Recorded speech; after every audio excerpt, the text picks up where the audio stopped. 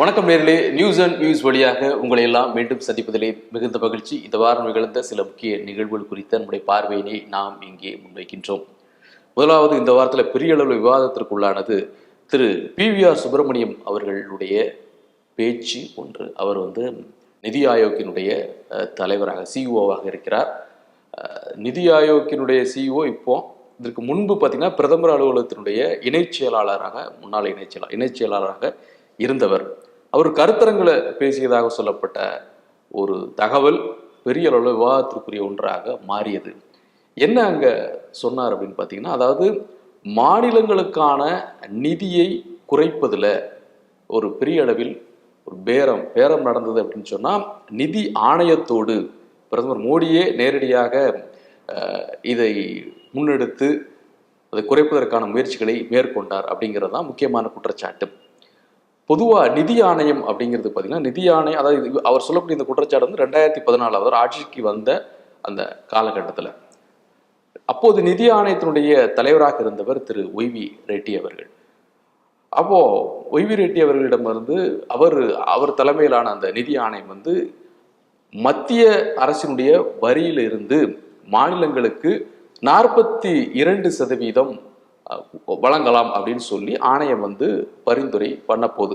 ஆணையத்தினுடைய பரிந்துரை அதான், ஏற்கனவே இருக்கிற 32% அதை 42% உயர்த்தி மாநிலங்களுக்கு வழங்கலாம் அப்படிங்கிறது நிதி ஆணையத்தினுடைய பரிந்துரையாக இருந்தது. திரு ஒய்வி ரெட்டி குழுவினர் அதை தயார் பண்ணி வச்சிருந்தாங்க. அப்போ அதை குறைப்பதற்காக இது வேலைகள் நடந்தது அப்படின்னு அவர் சொன்னார். இதில் நேரடியாக இவரே, அதாவது திரு PVR சுப்பிரமணியன் அவர்கள் நேரடியாக ஒய்வி ரெட்டியிடம் பேசியதாகவும் மோடி அவர்கள் அறிவுறுத்தியதன் பேரில் அப்படிங்கிற ஒரு கருத்தை பதிவு பண்ணியிருக்கிறாங்க. இதன் மூலமாக இது போன்று பேசுவது, திரைமறைவில் பேசுவது என்பது அரசியலமைப்பு சட்டத்திற்கு எதிரானது, நடைமுறைக்கு எதிரானது அப்படிங்கிறது அங்கே முதன்மையான குற்றச்சாட்டு. ஏன்னா, நிதி ஆணையம் ஒரு பரிந்துரையை முன்வைக்குது அப்படின்னு சொன்னால் மத்திய அரசிற்கு உண்டான வாய்ப்பு என்பது அந்த பரிந்துரையை ஏற்கணும். இல்லை அதை ஏற்கவில்லை என்று சொன்னால் அந்த பரிந்துரையை மறுத்து புதியதாக ஒரு நிதி ஆணையத்தை ஏற்படுத்துறது. இதுதான் 2 வாய்ப்பு தான். ஆனால் அது அல்லாமல் யாரு பரிந்துரை பண்ணுகிறார்களோ பரிந்துரை பண்ணுவர்களிடமே சென்று நீங்கள் அதை குறைங்க அப்படின்னு சொல்வது கூடாது அப்படிங்கிறதா. நான் அந்த வேலை நடந்திருக்கிறது என்று சொல்லி பிரதமர் அலுவலகத்தினுடைய முன்னாள் இணைச் செயலராக இருந்தவரும் நிதி ஆயோக்கினுடைய சிஇஓமான திரு PVR சுப்பிரமணியம் பேசினார் அப்படிங்கிறதான் அங்கே பெரிய சர்ச்சைக்குரிய உண்டானது. இந்த மாதிரி செய்திருந்தார்கள், அது நடந்தது. அதற்கு பிறகு அவசரமாக இது ரொம்ப முக்கியமானதுன்னா திரு ஒய்வி ரெட்டி அவர்கள் அதற்கு சம்மதிக்கலை. அவர் மறுப்பு தெரிவிக்கிறார். இதுதான் இப்படித்தான் இருக்கும், நான் அதை பண்ணுவதற்கான வாய்ப்பில்லை அப்படின்னு சொன்னது பிறகு அது மறுபடி 42% ஆகுது அந்த டயத்தில் 2014-15. அதற்கு பிறகு நாடாளுமன்றத்தில் பேசுகின்ற திரு மோடி அவர்கள் இது நாங்கள் 42% அதிகரித்திருக்கிறோம் என்று சொல்லி அவர் அதை பெருமை பொங்க பேசினார் அப்படிங்கிற தகவலையும் நம்ம பார்க்க முடியுது. இதன் மூலமாக அந்த பட்ஜெட்டில், அதற்கு பிறகும் கூட அந்த பட்ஜெட்டில் மாநிலங்களுக்கு வழங்கக்கூடிய, அதாவது மத்திய அரசு திட்டங்கள் இருக்கக்கூடிய பல்வேறு திட்டங்களுடைய அந்த மதிப்பீடு இருக்கு பார்த்தீங்களா, அதற்கான நிதி குறைக்கப்பட்டதையும் அங்கே அவர் சுட்டிக்காட்டியிருக்கிறார். அதாவது மகளிர் நலம், குழந்தைகள் நல நிதி, இதில் தான் பெரிய அளவில் அந்த நிதி ஒதுக்கீடு என்பது குறைக்கப்பட்ட அந்த தகவலையும் அவர்கள் பதிவு செய்திருக்கிறார். எனவே இது ஒரு மிகப்பெரிய அளவில் விவாதத்திற்குரிய ஒன்றாக தேசிய அளவில் அது மாறியது. மாநில நிதியை குறைப்பதற்கு இது போன்று பின்னால் இருந்து பேசுவது ஒரு செயல் நடைபெற்றிருக்கிறது.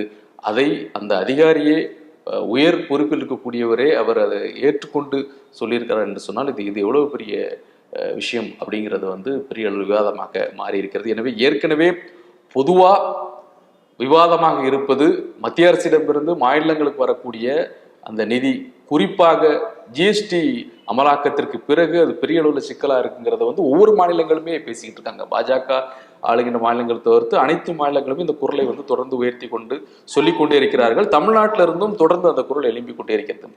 அது மட்டுமில்லை, பாரதிய ஜனதா ஆட்சி காலத்தில் உருவாக்கப்பட்ட இந்த செஸ் சர்சார்ஜ், இந்த வரிகள் எல்லாம் பார்த்தீங்கன்னா அதில் மாநிலங்களுக்கு எந்த விதமான திருப்பி கொடுக்க வேண்டிய தேவை இல்லை. அதே நேரத்தில் அந்த அந்த சதவீதம், வரி விகிதத்தினுடைய சதவீதம் வந்து அதிகரித்து கொண்டே இருக்குது. கடந்த 10 ஆண்டுகளில் பார்த்தீங்கன்னா 13.49 இருந்த சதவீதம் கிட்டத்தட்ட 17.36 அளவிற்கு உயர்ந்திருக்கிறது. ஒரு வருஷத்துல பார்த்தீங்கன்னா 2020 அல்லது 21 என்ற நினைவு அந்த இதில் வந்து கிட்டத்தட்ட 20% கூட உயர்ந்திருக்கிறது. சராசரியா பார்த்தீங்கன்னா 13 வரைக்கும் உயர்ந்திருக்கிறது. அதுல மாநிலங்களுக்கு எந்த விதமான பங்களிப்பும் இல்லை அப்படிங்கிற ஒரு விஷயமும் இங்கே தொடர்ந்து வெளிப்பட்டு கொண்டிருக்கிறது. எனவே நிதி ஆதாரங்கள், நிதி விஷயங்கள் குறித்த இந்த பார்வை, இந்த பேச்சுக்கள் இந்த வாரத்துல பெரிய அளவிலே விவாதமாக இருந்ததை நாம் மறுக்க முடியாது. இந்த வீடியோவை உங்களுக்கு வழங்குபவர்கள் பேசஸ் பே, secure digital payments with multiple features and great success rate. அதற்கு அடுத்தபடியாக தமிழ்நாட்டிற்கு மோடியினுடைய வருகை குறித்தும் இந்த நாட்களில் தொடர்ந்து பேசப்பட்டது. ஏன்னா அவர் அடுத்தடுத்து இவ்வளவு நிகழ்ச்சிகள் கலந்து கொண்டதில்லை. கேலோ இந்தியா நிகழ்வை தொடங்கி வைக்கிறார் முதலமைச்சர் மு க ஸ்டாலின், உதயநிதி ஸ்டாலின் அவர்கள் முன்னிலையில் இந்த விழா நடக்குது. அதற்கு பிறகு பல்வேறு நிகழ்ச்சிகள், ஸ்ரீரங்கம், ராமேஸ்வரம் அப்படின்னு சொல்லி அடுத்தடுத்து தொடர் நிகழ்வுகள் தமிழ்நாட்டில் அப்படின்னு பார்க்கின்ற பொழுது இது ஏன் அப்படின்னா அயோத்தி ராமர் கோவில் திறப்பு, அதை ஒட்டி அது வைணவ தலங்களுடைய தரிசனம் பெறுவது அப்படிங்கிற அடிப்படையில் சொன்னாலும் கூட பொதுவாக பார்க்கப்படுவது என்னவென்றால் இது முழுக்க இதில் ஆன்மீகம் என்று ஒரு பக்கம் நீங்க நினைச்சாலும் கூட இந்த உண்மையிலே ஒரு ஆன்மீகம் மட்டுமில்லை, இது அரசியல் தான் என்ற ஒரு பார்வையும் விமர்சனமும் தொடர்ந்து வைக்கப்படுது. காரணம், கோவிலுக்கு போனால் கோயில் போய் தரிசனம் அந்த அளவில் மட்டுமில்லை, இங்கு வருகின்ற பொழுது ஒரு வரவேற்பு, அதே போன்று ரோட் ஷோன்னு சொல்லுவாங்க பார்த்தீங்களா, அப்போ ஸ்ரீரங்கம் போகும்போதும் அதே நடக்குது. ஸோ தரிசனம் மட்டும் இல்லை, அப்போ அதற்குள்ள ஒரு ஆன்மீகத்தோடு சேர்ந்து ஒரு அரசியல் அதுவும் நடந்து கொண்டே இருக்கிறது அப்படிங்கிறதை நம்ம வந்து பார்க்க முடிகிறது. அந்த விமர்சனத்தில் தான் விமர்சகர்களும் தொடர்ந்து வைத்துக் கொண்டிருக்கிறார்கள். இதன் மூலம் தொடர் பயணங்களின் மூலமாக தமிழ்நாட்டில் மோடி எதிர்ப்பை குறைப்பதற்கான அந்த முயற்சியை, தன்னை செல்வாக்கை அதிகரிப்பதற்கான முயற்சியை மோடி மேற்கொள்கிறார். அது பலன் அளிக்குமா அளிக்காதா அப்படிங்கிறது வந்து இப்போ உடனே தெரியாது. ஆனால் அந்த எதிர்ப்பை குறைப்பதற்கான முயற்சியில் ஈடுபடுகிறார். அது அயோத்திங்கிற ஒரு காரணம் சொல்லப்பட்டாலும் கூட அந்த முயற்சிகளில் ஒன்றாகத்தான் இது பார்க்கப்படுகிறதுன்னு. அதை தாண்டி பாஜக நிர்வாகிகளிடம் சில முக்கியமான விஷயங்கள் குறித்தும் அவர் பேசியதாக சில தகவல்கள் இருக்கிறது. கூட்டணி குறித்து யாரெல்லாம் சேர்க்கிறோம், எப்படி நம்ம வாக்கு சதவீதத்தை அதிகரிப்பது என்பது குறித்த பேச்சுக்கள் நடைபெற்றதாகவும் சில தகவல்கள் இருக்கிறது. எனவே தமிழ்நாட்டிற்கு மோடி வந்த அந்த செய்தி, அவர் கலந்து கொண்ட அந்த நிகழ்ச்சிகள், இது எல்லாமே வந்து பெரிய அளவில் ஊடகங்களால் வந்து அது பெரிய அளவில் அந்த கவரேஜ் சொல்லுவாங்க பார்த்தீங்களா, தொடர் நேரலை என்று சொல்லக்கூடிய அளவில் அவங்க அதை தொடர்ந்து சொல்லி கொண்டே இருந்தார்கள். அதை நம்ம இந்த வாரத்தில் பார்க்க முடிந்தது. எனவே இது ஆன்மீகம் தாண்டி முழுக்க ஒரு அரசியலாகவும் இது இருக்கிறது என்பது ரொம்ப முக்கியமானது. அதை தாண்டி இந்த வாரத்தில் பெரிய அளவு விவாதத்திற்குரிய ஒன்றாக மாறியது தமிழ்நாடு பாஜகவுடைய தலைவர் அண்ணாமலை அவர்களுடைய செய்தியாளர் சந்திப்பில் அவர் பயன்படுத்திய சொற்றொடர். இந்த சொற்களை அவர் பயன்படுத்தி ஒரு விஷயத்தை அவர் சொல்றாரு.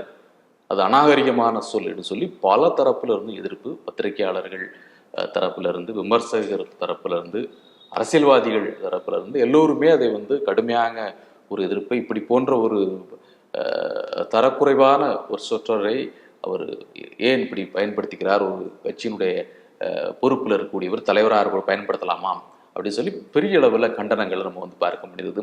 ஆனால் அந்த கண்டனத்திற்கு பிறகு திரு அண்ணாமலை தரப்பிடமிருந்து பதில் அறிக்கை அப்படின்னு பார்க்கின்ற பொழுது இது வந்து இதில் எதுவுமே எந்த தப்புமே இல்லை, இது பார்க்கின்ற பார்வையை பொறுத்ததுங்கிற மாதிரி திமுக மீது ஒரு குற்றச்சாட்டை முன்வைத்து அவர் என்ன சொல்றாரு அப்படின்னா, இது வழக்கு மொழியில உள்ள ஒரு சொற்றொடர். அதாவது வழக்கு மொழி அப்படின்னு அவர் சொல்றது அந்த வட்டார வழக்கு, அந்த பகுதியில் உள்ள வட்டார வழக்கு அப்படிங்கிற மாதிரி அதை மீன் பண்றாரு.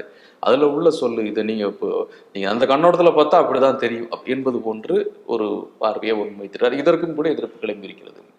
இதை நீங்க ஏதோ வாய் தவறி தெரியாம சொல்லிட்டா இது வந்து எனக்கு அந்த நோக்கம் இல்லை என்று வருத்தம் தெரிவித்திருக்கலாம். அதை தவிர்த்து ஒவ்வொரு முறையுமே வந்து எவ்வளவு தவறாக பேசினாலும் சரி, அந்த தவறுக்கு நியாயம் கற்பிக்கும் விதமாகத்தான் அவருடைய பதில் இருந்து கொண்டிருக்கிறது என்றும் அவர் விமர்சனம் செய்து சமூக வலைதளங்களில் நிறைய பதிவுகளை நம்ம பார்க்க முடிகிறது. எனவே நம்மளுடைய அந்த செய்தியாளர் சந்திப்பில் அவர் சொன்ன அந்த விஷயம் மிகப்பெரிய பேசு பொருளாக மாறி அவருக்கு எதிரான பல்வேறு விஷயங்கள், பல்வேறு கருத்துக்கள் அங்கே பதியப்பட்டதை நம்ம வந்து பார்க்க முடிகிறது. நிறைவாக நம்ம பார்க்க வேண்டியது, ஏற்கனவே சொன்ன 2 விஷயங்கள், ஒன்று அயோத்தி ராமர் கோயில் திறப்பு, அது சம்பந்தமாக நடந்திருக்கக்கூடிய பல்வேறு விஷயங்கள் எல்லாமே அதாவது ஒவ்வொரு மாநிலங்களிலும் ஒவ்வொரு விதமாக அதை பார்த்து கொண்டிருக்கிறார்கள்.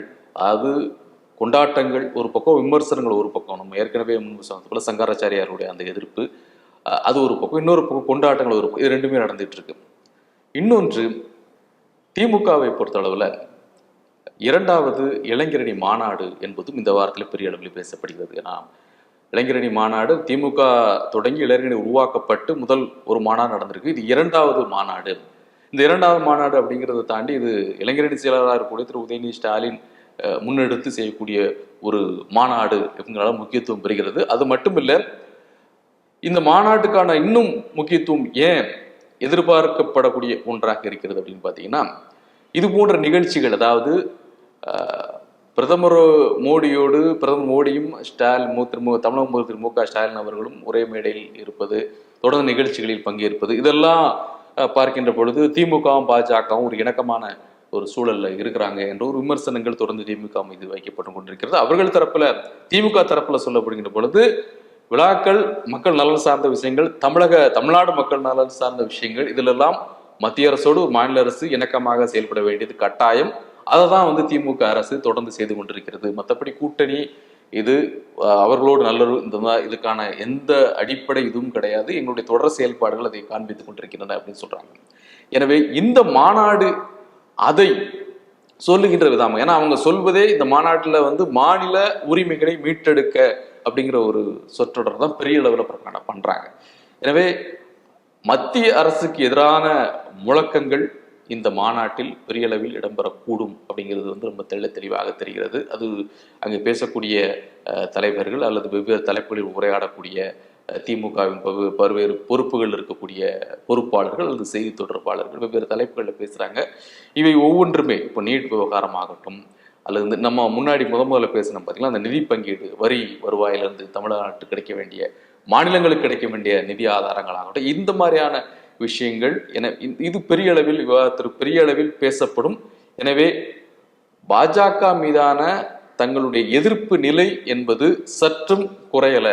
பாஜக எதிர்ப்பில் நாங்கள் தீவிரமாக இருக்கிறோம், தெளிவாக இருக்கிறோம் என்பதை காட்டக்கூடிய அளவில் கூட இது மாநாடு இருக்கக்கூடும் என்று நம்பப்படுகிறது. இது போன்று பல்வேறு நிகழ்வுகள், பல்வேறு செய்திகள், தகவல்கள், அவற்றில் ஒரு சிலவற்றை மட்டும் நாம் இங்கே பதிவு செய்திருக்கின்றோம். மீண்டும் சந்திப்போம். நன்றி. இந்த வீடியோ உங்களுக்கு பிடிச்சிருந்தா லைக் பண்ணுங்க, ஷேர் பண்ணுங்க, கமெண்ட் பண்ணுங்க. மறக்காம OH தமிழ் சேனலுக்கு சப்ஸ்கிரைப் பண்ணுங்க.